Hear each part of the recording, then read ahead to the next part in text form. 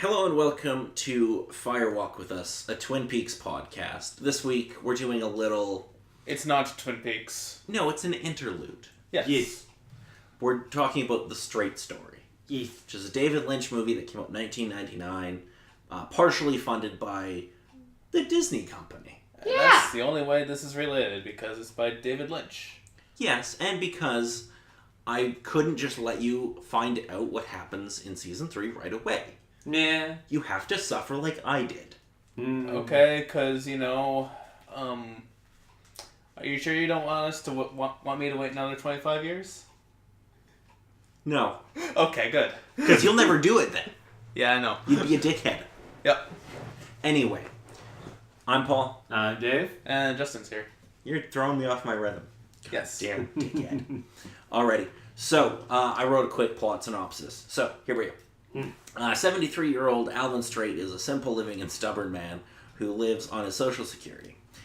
He needs to do things on his own terms. He is in failing health. Both his hips are shot, which require him to use 2 canes to walk. He's diabetic. He has emphysema from years of smoking, which he refuses to give up. And he has poor eyesight. Beyond the obvious maladies, he doesn't tell his mentally disabled daughter, Rose, who lives with him, many of these issues. He learns that his brother, Lyle, who he has been estranged from for 10 years, has suffered a stroke. Because of both his and Lyle's mortality, Alvin wants to make peace with his brother before it's too late, which means traveling from his home in the rural town of Lawrence, Iowa, to Lyle's home in rural Mount Zion, Wisconsin. As with other issues in his life, he needs to make the trip on his own terms, which means on his own. As he doesn't possess a driver's license, and since his eyesight is so bad, he decides to make the trip driving his aged riding lawnmower, towing a trailer which will carry his gear and double as his sleeping quarters. After one misstart, he is on his way. On the trip, he affects and is affected by those he encounters, but just as he hopes that he can finish the trip the way he started it, and before either he, Lyle, or the lawnmower give out for good. Yes. Yep. Alrighty, so The basic plot. that is the basic plot. Now, this movie is not super heavy on plot. No, Nah, I not mean, really. the destination is not the point of this film. No. It's obviously the journey and, the people he meets along the way. Yeah, and I mean, there is, the destination is important, Yeah, sure. but the main it is character. mostly about the journey you go on with Alvin. Well, yeah, Yeah. when you're going at such a slow pace, you think the destination's the important part here? No, but Like I throwing want the ring into the Mount Doom? to know what happened to his chipmunks. You're just gonna let that jump? Fuck you both. I'm protesting. David, continue. You lost me with that joke. The chipmunks? It was a quality joke. David EXE is stopped working. Please restart your machine. Don't restart it. Sure, I could always hit the button. Yeah, I can just hit him. Is that what I have to do? Do I just punch it? Boot start. Did that work? Thank God that was my good knee. Oh, good. Okay. Anyway, so, particular thing with this, was a little bit surprised that you threw this at us. It's like, okay, you want us to watch David Lynch stuff that David Lynch made, but made a movie with Disney? Yes. And I was kind of like, what? Well, I could have very easily given you something like Blue Velvet or Mulholland Drive, which would fit a lot more in with kind of the Twin Peaks tone and vibe. But You say, but honestly, this fit in with it too, because I'm not sure if David Lynch either works with the same musical producer, Yes. but the music hints and whatnot have just about the exact same hints as Twin Peaks did. Yes, it is Angelo Badalamenti doing the music. Okay, and working with that sort of stuff. And just with the pace, honestly, I think was a little bit slower with how this movie had to be done. Yeah. But it sort of had the same sort of hints and touches as Twin Peaks sort of has in its slower moments. But on the whole, I could definitely understand why Disney would sort of do this.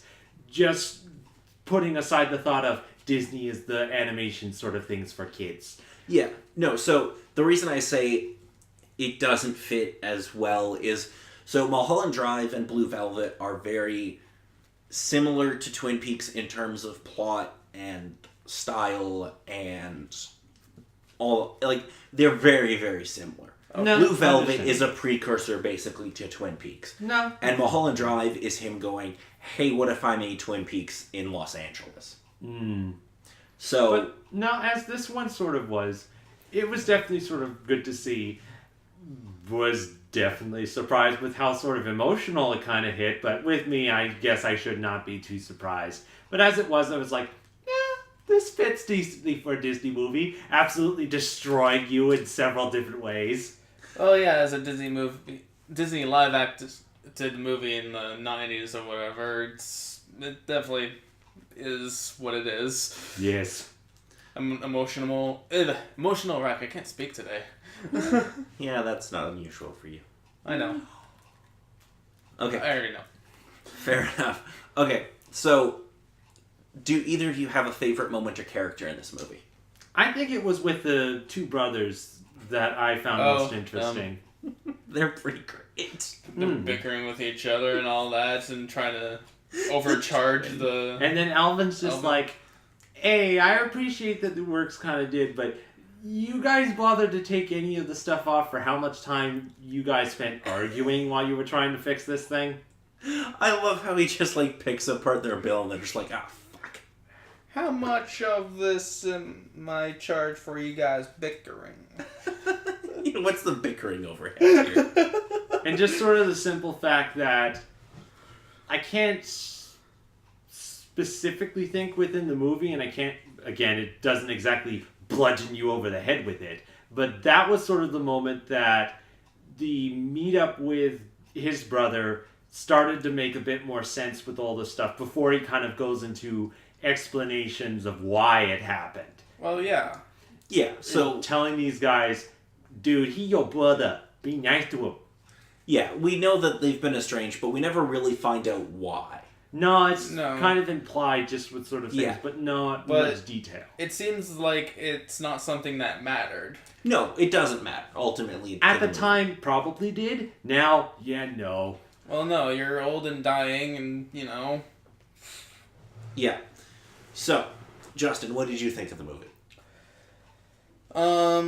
In my own perspective, I kind of found it to be a little morbid and depressing, but, a bit lighthearted as well. Yeah, it's kind of a weird tone. It is. Sometimes, because it goes from being, like, really... I don't think depressing's the right tone, because I wouldn't classify the movie as depressing. I think it's very heartfelt and honest. Yeah. And in other moments, it plays itself for laughs. I think... In a way, yeah.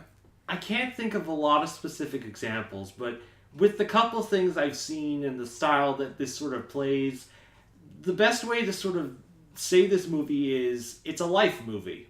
Yes. Yeah. Basically. Yes. Where he'll just tell stories of basically past experiences, whether it be from, like, the war or whether it's, like, with his, Oh, God, the war story. Yeah. Oh. That was depressing.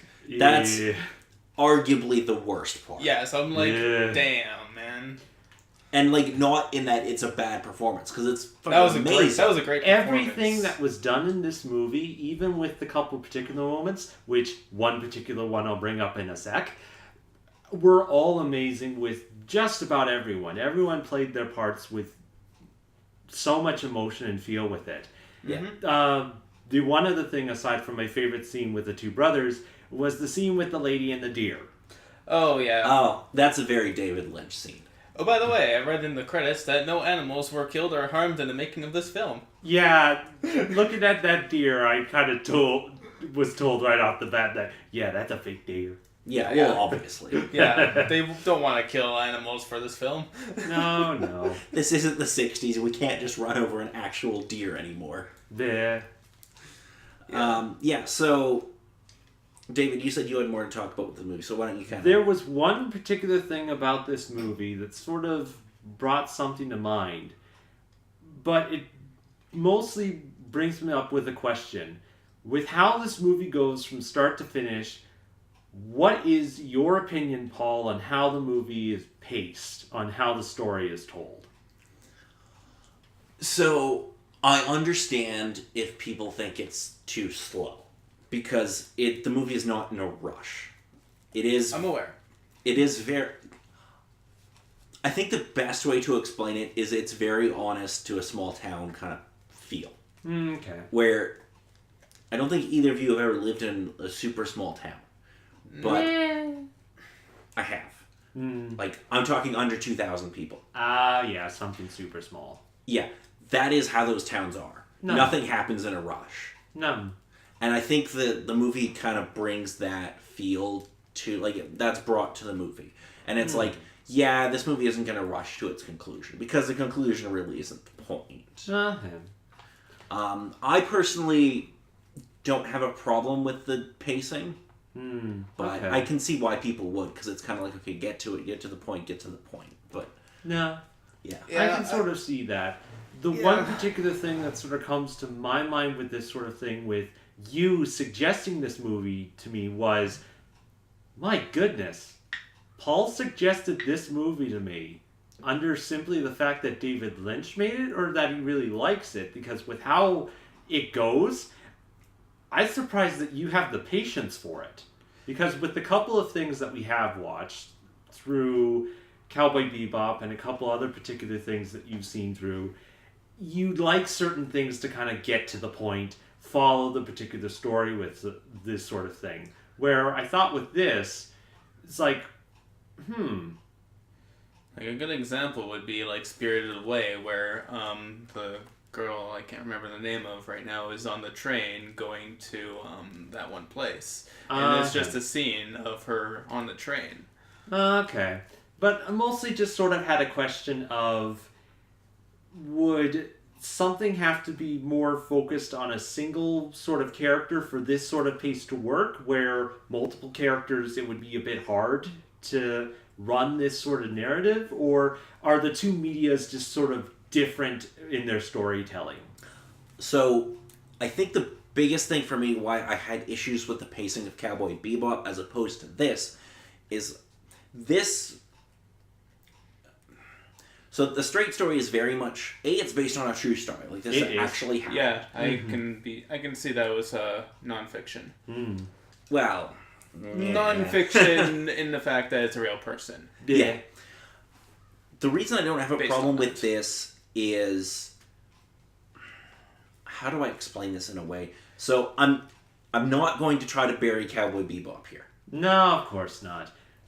But in this movie, we're given so much of a reason to connect with Alvin. We understand his goals and his motivations. With it being so easy, being more of a life story, being explained through this movie. And the point of the movie is to go through and for him to kind of interact with all of these people and kind of dispense the wisdom he has. Yes. And to help people kind of deal with shit that they're going through. Whereas in Cowboy Bebop, I was always kind of going... You have this overarching plot that's supposed to run through the series, but you're just dropping it for no... okay, so you've got 26 episodes, and you've only got 5 episodes of story, or whatever. You're just leaving tons of time where there's no story being told. You're doing these one-offs that I just don't care about. I want you to get to the point, because that overarching story is interesting. It's the little bits in between that I didn't care about as much, or at least as often. I see. With it being a bit more episodic and all the particular things... Me, with that sort of thought, I sort of watched the series from one point to the end without having to go through the whole sequence of things. So, I can definitely understand with the episodic concern that there is a story, but there only are points. But on the whole, I see Cowboy Bebop from start to end just as the whole story, but different points of how the story sort of goes along. But I can see that with this being a movie and with that being a TV series and anime, that they're two different styles completely, but no, on the whole, I can definitely sort of see that. It just sort of left me wondering of... The other biggest difference for me is Cowboy Bebop is 13 hours. This is 2. Well, yeah. Like, if you're given 13 hours of programming, do something more with it. There are moments in Cowboy Bebop that are so... Like, this is why I had so many problems with it, is there are moments where it's fucking brilliant. And then there's episodes like the fucking wannabe alien that ends up being a fucking joke, and I fucking hate it. Even though Justin loves that episode. Like your opinion and stuff. It entirely is. Yes. Okay. Did you have anything else, Dave? No, I think that pretty much answers my question there. Right on. Justin, did you have anything? When it got to, like, the very end of the movie, I'm like, this is gonna be how it ends, right? When he says, you rode here on that thing, it's like, yep, that's how it ends. Yep. Yes. And I'm like, that's about what I expected. And then the camera just pans up to the... To space when the credits roll. To the Gotta stars. give damn stuff. Stars, yeah. Yeah, because, like, but did you not get why they did that? Yeah, I got why they Okay. did that. Because that's what he wanted in the end, to be with his brother and look at the stars. Yeah, that was the whole point. That was something they did a lot as kids. Yes. So there was a reason for... Because that's what he tried to explain to people, like, the reason he was on this trip. Yeah. No, I quite enjoyed it. Yes. So, do either of you have anything left to add? Yeah, just to aside from a couple little moments that I thought were interesting. Him with the shop owner being like, I want that grabber. He's like, It's a good grabber. But that's my good grabber. But what about that grabber? It's like, well, it's my spare grabber I use every now and again, but that's my good grabber. I do have a couple of notes, and there's this great moment where Alvin's laying on the floor in his house. Yeah, At That's the like beginning the of the start, movie. yeah, pretty much. And the guy start. walks in, and the one woman, she's like panicking, and like, we've got a stricken man here. And he's like, are you stricken, Alvin? No. What's the number for 911? What's the number for 911? Yeah. There's also the shot where there's a shot of Alvin where when Rose is telling him that Lyle had the stroke, Yeah, and he's just like covered in the light. yeah, It's fucking amazing. yes. David Lynch knows how to film a fucking movie. I'll live till I'm 100. Well, no, you didn't. But, I mean, a clever lie. Nah. Yeah, And that's basically a one-way trip they took. yeah. Well, we don't know how he's gonna get home. That's a bit of a problem because he's broke at this point. Yes. When he Yeah. gets to the end of the movie. Anyway, so let's go through our rating system. Green light, yellow light, red light. David, what do you think? On the whole, I honestly say that this one would be under green light completely. The one particular thought that was running through my mind was, with this being under Disney, would it be supposedly suitable for kids to watch? And I'm thinking to a certain extent it probably could, but I think it's one of those movies that's a little bit better for older audiences to sort of watch through, just with the amount of time to experience those sorts of things and sort of get a better idea of the certain topics that are being discussed within it. But on the whole, it's a really good movie on most every bullet that they hit with it. I tentatively say that there might be some cases where it's yellow light, but it would just kind of be a case of, if you can't stand the slow pace of the movie, you're probably not going to enjoy it too much. Yeah, so... Really depends on the mood you're in for. Oh, Yeah. totally. There's no content in the movie that isn't appropriate for kids. It's simply a matter of, I don't think you're going to get a 6-year-old to sit through this. No. True. Because it is a slow pace. Yeah. And there are no action scenes. You might want to wait until double digits before At bothering least. to show a kid. At least. Like, realistically, under 16, they're probably not going to sit through it. Yeah. And I think it's a movie that plays better the older you get. No. Well, yeah, and the lesson is basically what, appreciates yourself while you're still young. Well, and, like, Or appreciate something. family and, like, That- don't no, fuck that that too. up. It's kind of the case of, it hits a whole bunch of different messages as it goes Yeah, it through. does. Yeah, it's kind of making a whole bunch of points, but they all land really well. No. Yeah. So, Justin, did you have a rating? Yellowish greenish. It's kind of borderline because I mean, there are the moments that are really slow, which I still watch through anyways. But I tried to appreciate all the sights and the music, and it was all right. I wouldn't place it on my best movie of all time or anything, but it's all right. Okay. I would definitely give it a green light. It's a personal favorite of mine. Okay. I really enjoy this movie.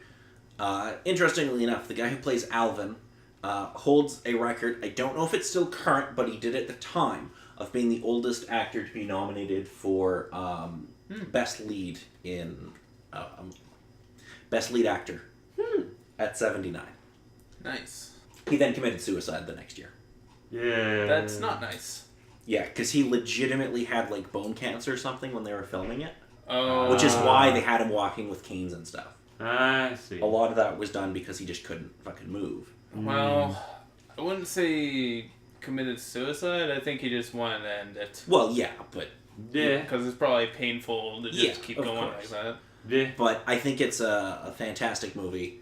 I think everybody should see it, but it is definitely, like, you probably want to... It's not something that a kid's going to sit through. Yeah. Because it has a slower pace. And it takes its time getting anywhere. Yeah, well, he's on a tractor to... Which has a top speed of 5 miles an hour. Yeah, you can basically walk as fast as it. Yeah. And this movie has a top speed of 5 miles an hour. Yeah. Yes. Even with the new one he had to get, since the first one kind of puttered out on him. How much money did John Deere give them? I don't know. Because that John Deere logo is in a whole bunch of this movie. Yes, it is. Well, I think it was just kind of a case of, okay, we need tractors for this movie. What's the closest place that we could get a tractor? Not Your this place? old piece of crap. He literally blows up his old ride-on. Oh, God. Okay, I think that's going to be it for this week. I'm Paul. I'm Dave. And Justin.